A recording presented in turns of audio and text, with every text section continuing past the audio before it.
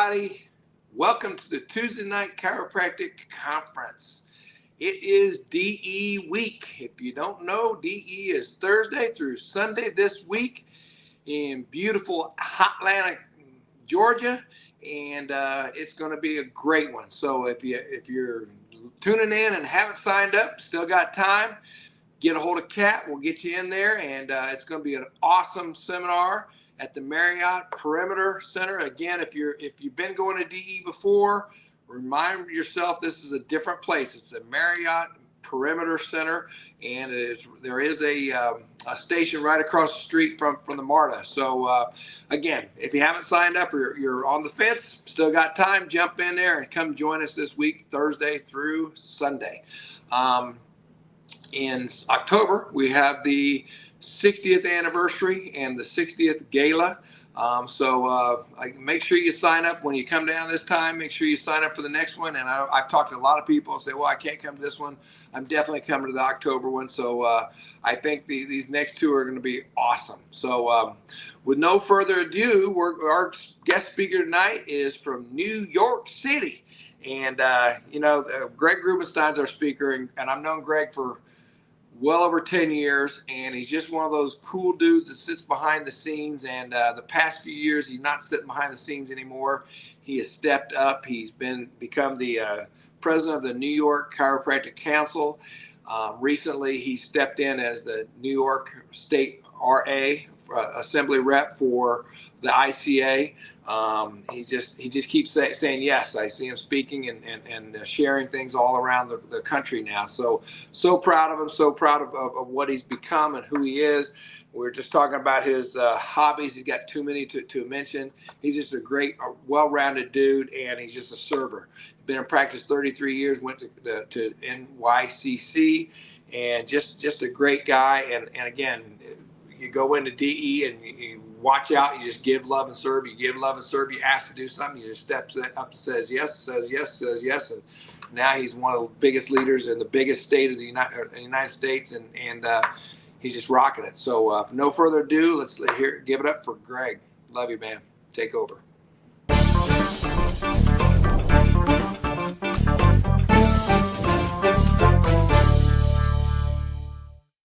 Do that introduction for me. So I want to actually meet myself. That was really cool. And I'm excited to be invited and to share. And like Andy said, I never really set out to be a public figure or a speaker in the profession. And anyone who has ever read The Bigness of the Fellow Within, they have that opening story about this guy who's kind of down and out on his luck and just decides that whenever he's asked to do something, he's just going to say yes, or I will. I think was the exact quote. And when I got asked to serve, I thought, well, I'm too busy, and I had all the excuses just like everybody else. But really, if not me, then who was kind of what I came down to. And, in the beginning, I was just asked to be like a vice president of the Manhattan district. Next thing I know, they asked me to be president, and I said, I will. I've been coming down to DE now for probably close to 20 years, maybe a little more. And I've learned an awful lot, and it's such a great environment to grow on the inside and grow personally and grow professionally. And DE has done all that for me and more. And it's put me out now on stage, and I've been speaking a little bit around the country. The last time I spoke was just about a month ago for the Georgia Chiropractic Council. And remember, we're at a new hotel. Awais Butt was the speaker who was supposed to go on before me. And I think he went to the wrong hotel last time. So I'm excited to share. And the last time I was asked to share on this line was actually the week before DE. And now I'm at DE week. So I'm excited to be invited. I prepared a talk for the GCC, and I'm going to share a couple of those points with you guys because I think it'll be fun. A lot of it I plan to do off the cuff, but the talk that I gave is really kind of like philosophy 101. And when we go to DE, we get spiz, we get fired up, and it's the philosophy of success. But I like to break down the principles, particularly the major premise and things, and kind of go over them and figure out what they mean to me personally, as well as what they mean to others and how to express that and communicate that to other people, which I think is kind of hard because, really the people who have the biggest issue with chiropractic philosophy tend to be other chiropractors. So I'm always sharing, philosophy with other chiropractors. And when you start to break it down, it doesn't really matter what your philosophy is and what you believe. It's really about what other people will accept as truth. And they're going to filter everything that you say through their stable datums or the things that they know to be true. And so when we share a chiropractic philosophy, we kind of need to crack that nut open a little bit wider and make sure that there's room for them to understand and appreciate the things that we say and kind of explain them. And when we talk about philosophy, everyone asks the question, well, what is philosophy? And philosophy literally is the love of wisdom. And essentially, it's the activity that people undertake when we're trying to seek to understand the fundamental truths about the universe, our relationship to that universe, and our relationship to each other. And it's really asking and answering and sometimes even arguing over life's most basic questions. And we're going to dig deep into that. And when we talk about philosophy, and if you've ever taken a college philosophy class, philosophy is typically broken down into 5 branches. You have the metaphysics, epistemology, ethics, politics, and then the aesthetics. And the first 2, I think, are really the most important and the biggest issues in chiropractic. Your metaphysics, really the study of existence. And, chiropractic really digs deep into that. And then the second one, epistemology, the study of knowledge or where knowledge comes from, what's true and what's not true, is also a really hot topic in chiropractic. So when we break it down, we talk about metaphysics, the study of reality or the nature of reality. And it really, our metaphysics kind of help us comprehend and understand and make sense of the world around us. And without an explanation of the nature of the world around us, it would be really kind of hard to deal with reality. So what you believe your metaphysics to be are going to be the foundation of your philosophy. And to really come up with what your metaphysics are, you kind of have to ask yourself some pretty important questions. Top 5 important questions, I think, when it comes to a chiropractor and trying to figure out what their metaphysics are and what they believe about the universe, you got to ask some important questions. The first one is, were we created or did we evolve? Another great question to ask yourself is there a God? And your answers are your own individual and personal. It doesn't matter what anyone else thinks. Another question to ask yourself is the universe, is it organized? Is there organization in the universe? Another question important to figure out your metaphysics is life intelligent? And then the big question that chiropractic asks is, can we have organization without intelligence behind it? And your answer to these questions are going to shape your philosophical constructs and pretty much dictate how you practice. In chiropractic, our statement of metaphysics is there's a universal intelligence in all matter, continually giving it to it all its properties and actions, thus maintaining it in existence. Well, that's a pretty big statement of metaphysics. And so we need to ask ourselves, is the universe organized? Can you have organization without intelligence? And do you accept this statement as truth? And I do, because it makes sense to me. When I look at this, I kind of look at our major premise from all which the 33 principles are deduced from. And if your major premise is true and you believe it to be true, then anything deduced from your major premise also has to be true. So that's really kind of a cool thing. So if you accept our statement of metaphysics, and you believe it to be true, then you shouldn't have any problem accepting our philosophy and espousing it to other people. One of the stories that Dr. Sid always told was about Billy Graham and how he was so frustrated that his congregation wasn't growing and he didn't have a big following.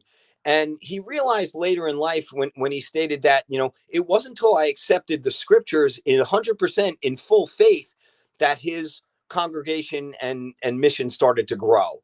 And it's the same thing in chiropractic.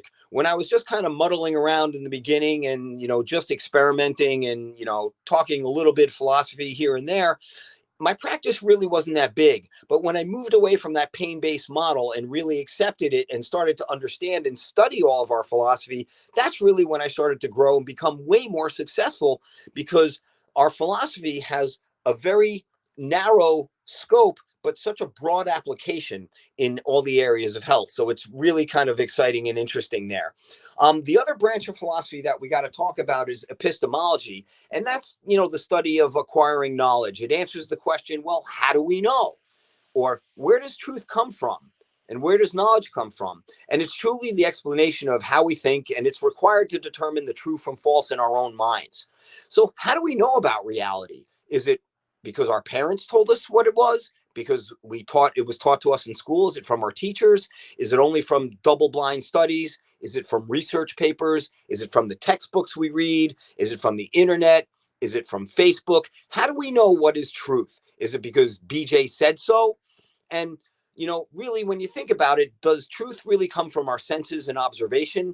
And if our senses are valid and it's the primary way that we gain information about the world, then observation coupled with reason and logic should maintain the consistency within our set of knowledge. So, really, it comes down to, what are you willing to accept as truth, and what research are you willing to accept as truth? Is it, Matt McCoy's Annals of Vertebral Subluxation is what's posted in the ICPA journals or the JMPT, or is it Heidi Havoc's research on vertebral subluxation in chiropractic? Is it because it was published in the Lancet? Where do you gain your knowledge from, and how do you know it's true? For me, I look at it and it's usually about reason and logic. And, if you really study chiropractic philosophy, everything is deduced from our major premise. And you look at all those 33 principles, and it's just line of logic followed by line of logic and line of logic. And if you can accept our major premise, then you're hooked, and then you got it, and you should understand everything about our chiropractic philosophy, because BJ always talked about getting the big idea.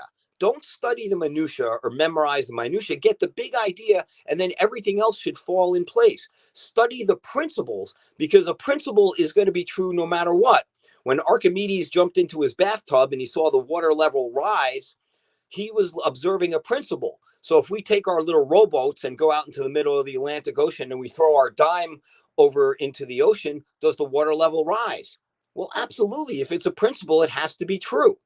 So it doesn't matter if you accept the principles, everything else really should come true. Immanuel Kant had a very famous philosophical statement and said, all of our knowledge begins with the senses, proceeds then to understanding, and then ends with reason. And there's nothing higher than reason. So if you use your own reason and logic and it makes sense, then you're hooked, and you should understand our philosophy.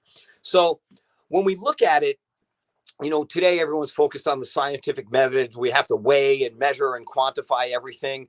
And the problem with the scientific method, or what we call inductive reasoning, it makes the grand assumption that we're all the same. And we all know that we're as different on the inside as we are on the outside.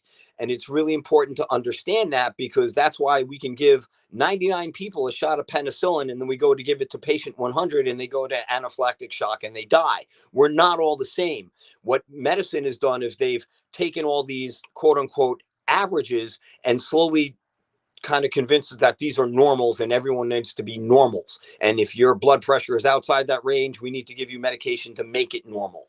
But it really fails when it comes to living things, because we're not the same.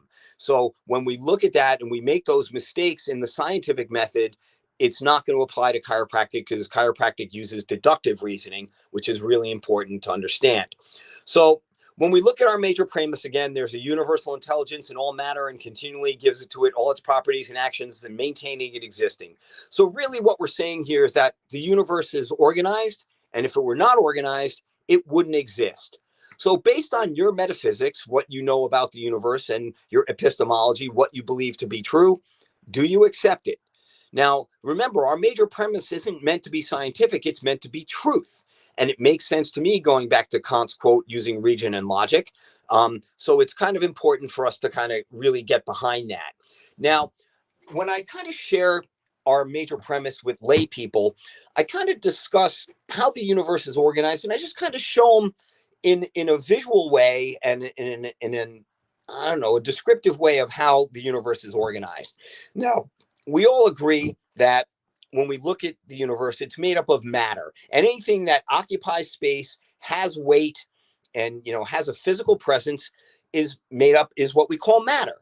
And matter is made up of atoms, right? And if we all study the atoms in high school biology and science classes, and atoms are basically organized packets of energy, right? They're organized. In the center, we have the core. And if you look at the hydrogen, we have the proton in the center, and we have the electron. And those balancing forces, the positive and negative forces, attract each other and maintain that little packet of energy in existence, right?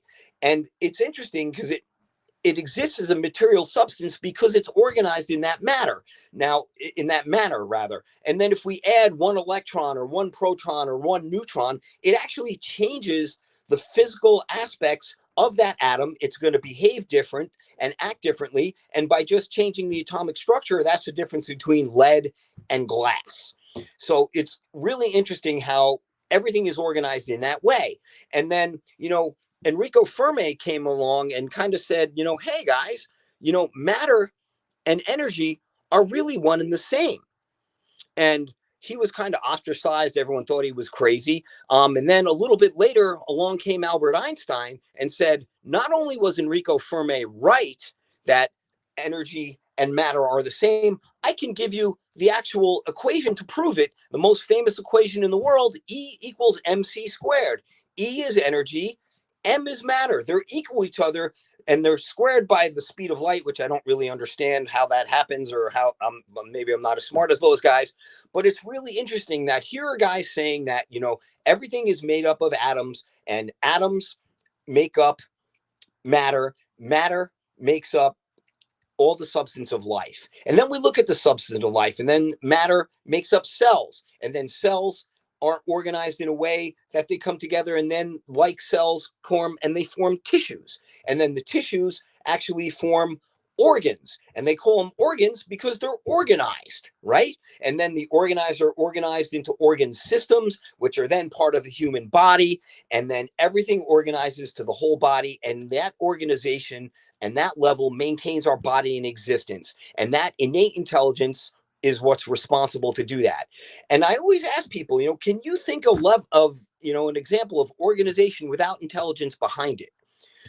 We put on this call and someone had to organize it. Someone had to pick a time. Someone had to organize the speaker and tell them how to sign in.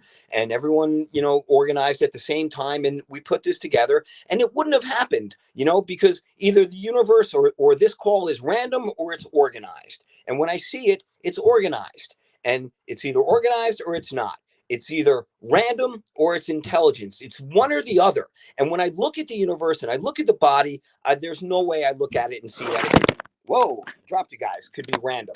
I hope you can still hear me. At any rate, matter are these bundles of energy, and Einstein talked about E equals mc squared. And what's really interesting to me and proves that you can't have organization without intelligence behind it is Einstein said that if you fire a particle into the center of an atom, you can actually split that atom. And when you split that atom, it doesn't explode. Okay, it's an atomic release of energy, and immediately that matter is converted to energy, and the matter ceases to exist. So as soon as you disrupt the organizational structure of the atom, it no longer exists. It is transferred and it becomes energy.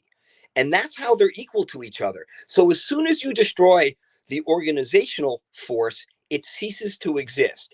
Now, we said in chiropractic that there's a universal intelligence in all matter, continually giving to it all its properties and actions and maintaining it in existence. And as soon as you disrupt that organization, it no longer exists. And if you disrupt the atom, it no longer exists as a material substance. It's now just this energy. And it created and it changed form, which I think is mind-blowing when we really think about it. But there, right then and there, you've actually proved our major premise.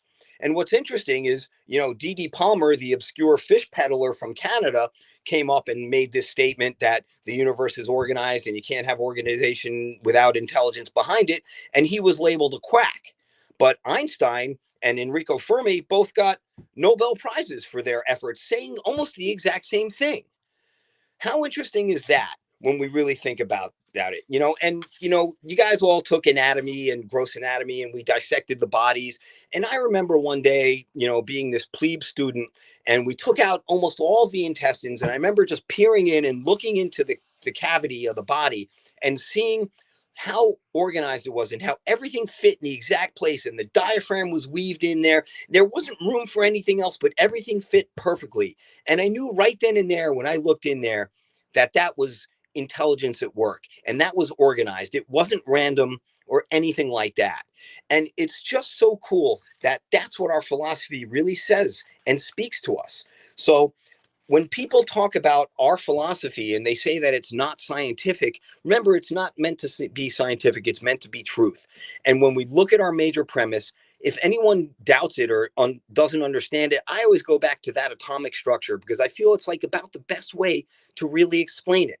Now, I know this is more of like a philosophy 101 kind of class and not truly the fire them up and get the spiz going and lead everyone, rah, rah, rah down to DE. But I think these are things important to understand because when you explain these concepts to other people, they're going to filter it through their own stable datums and what they believe to be true and what their metaphysics are and what their epistemology are. And if you're clear on yours, you're going to be more successful in sharing this philosophy and getting people to understand truly where it comes from. And I share this philosophy with chiropractors, I share it with medical doctors, and I share it with my patients. And a lot of times using these same very examples. And, I hope that someone got a little bit out of this and that you can start to really dive into our philosophy and start reading some of the green books. I always recommend Rob Sinnott's textbook on chiropractic philosophy. It's broken down into language that's a little bit easier and more readily understandable. Frank DiGiacomo, who taught me philosophy, he's long since gone, but he's got a book called Man's Greatest Gift to Man, Chiropractic. Frank DiGiacomo, look it up, see if you can find that one out there online. It's breaks down our 33 principles in our philosophy almost to a layperson's level, which is absolutely amazing and really helped me go back and understand the green books and understand Stevenson's text after I read that because it kind of made more sense to me. And remember, chiropractic philosophy, whether you accept it or not, really depends on what your metaphysics are, what you believe truth is, where information and truth comes from, and your basic set of knowledge. It's absolutely amazing to be on this call and share with you guys. I really didn't have a lot to say, and we're going to get all together back in DE. But one of the things that's really important to know as I've become more aware politically, our brand of chiropractic, our principled brand, our major premise, our lexicon, our subluxation is coming under attack from many different sources, from within the profession, from outside the profession, everywhere you go. Right now in Australia, they lost the right again to adjust asymptomatic people and work on infants and children. I was speaking to a chiropractor in Brazil, and over in Brazil, the physical therapists are opposing licensure for chiropractors because chiropractic in their eyes is back pain and neck pain treatment, and the physical therapists in that country are saying, hey, we got this, we don't need chiropractors, we treat back pain and neck pain. It's redundant. And if chiropractic stuck to its guns and maintained its original identity about eliminating the cause of dis-ease and removing subluxations and locating and correcting vertebral subluxations when necessary, and that was our brand, then there wouldn't be any opposition and there would be the legal standing for a separate and distinct profession in Brazil. And this is happening here in the States. The schools out there are not teaching chiropractic, they're not teaching subluxation, not teaching subluxation management. And it's very frustrating to me when a student comes into my office and tells me, when I ask them what do they know about subluxation management, and they tell me, oh, I don't deal with subluxation, I'm evidence-based. And that's really what's coming down the pike. So the groups like DE and New Beginnings and all these other great philosophical groups are what keeps this alive. And understanding and be able to espouse our philosophy in a clear, concise manner is extremely important. And I hope someone on this line gained one little thing because, it's better to light one candle than to curse the darkness. And there's a lot of darkness out there, but I hope that something that I had to say lit one person up, lit one candle, and you guys burn a little bit brighter and have the ability to share our philosophy more. If anyone needs more information or wants to talk more, get in touch with me. Resources, I'm super easy to find. Grab me at DE, give me a call, find me on Facebook. I'm happy to share everything that I have. And I just want to remind everyone that everything that I shared with you today, none of this is my original thought. None of it's my original thinking. I stand on the shoulders of giants, the people who have come before us and shared our philosophy. And I hope that someone got something out of it and that this was a good use of your time. Andy, that's about all I got. Didn't really have too much more I want to share. If anyone has questions or wants to ask anything real quick, I'm more than happy to stay on and chat.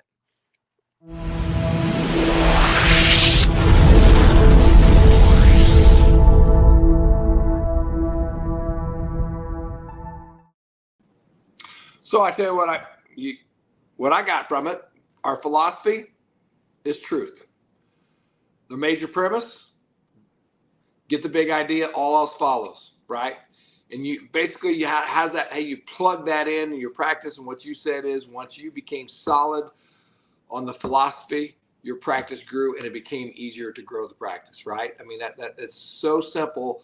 And like you just said, like a lot of the attacks on chiropractic, in my opinion, most of the attacks on chiropractic and real chiropractic is by chiropractors themselves. So we just got to help keep passing out the story to our patients, tell the story to other chiropractors, because it's just so simple. Life is so much better when we just tell the truth, get the big idea, all else follows, and people will flow in your office. You nailed it on the head, brother. So great job. Great job. Thanks so much. I'm happy to share it, and like I said, I've been doing a lot of research when I've been doing these presentations out, and, it forced me to go back and learn more. And, I was always nervous and anxious because, I'm presenting to my colleagues, and you guys know the same stuff as I do.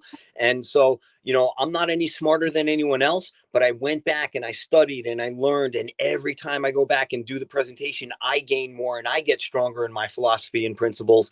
And that's the key. And, we all need to brush up on these things and improve our communication, and it just helps your practice grow. Andy, man, I'm so excited to see you and Yep. on stage and down there and be with everyone again. It comes up in every 3 months or so. It's like I'm just jonesing to get back there. Everything starts to beat down on you, and you just know that you're going to get back and get dipped in the principle and be around the people who support us. And so it's just such an honor to be here with you guys. I love and appreciate, and I'll see you all at DE. Love you all. He said it all. Everybody, we'll see you Thursday. Get great big hugs. Greg, great job. See you down there, brother. Love Sounds you. great, guys. Everyone have a great night. Bye-bye.